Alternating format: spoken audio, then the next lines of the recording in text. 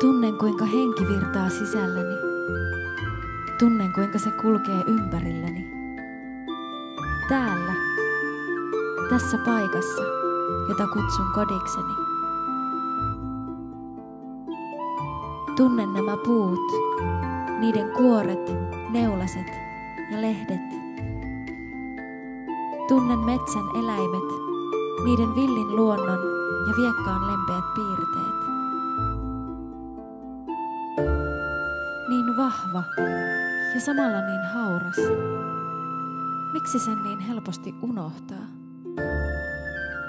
Kulkiessani täällä muistan taas, mitä tarkoittaa ikiaika.